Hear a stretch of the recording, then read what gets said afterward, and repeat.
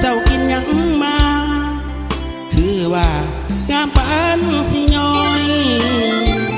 หรือเทวามาเกิด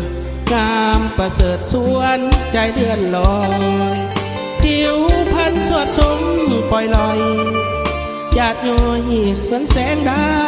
ราบุญวาสนาไผเดสิได้นอนกายได้นอนตุ่มผ้าห่มลายคุ้มบาลัยโค้งอุ่นสีวาจนบุญของอายย่านแต่เลี้ยวเงียนมองเบื้องหน้าคงบ่มีปัญญาได้นางฟ้ามาเป็นคู่ครองนางฟ้าเอ๋ยสวรรค์ส่งมาให้สายไว้วันเจ้างามเกิดทำเอ่ยพานทรมานสายทั่วหนห้องงามบ่มีมองตีหอยยิ้มว่าจี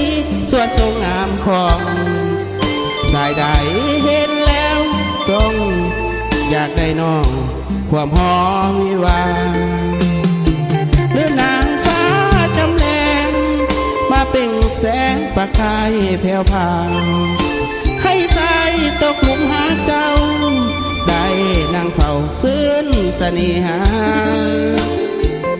สร้างบุญอย่างนอสิได้ห่วมหอกับเจ้าเดลาใครเดสิมีวาสนาได้นางฟ้ามาเป็นคู่ครอง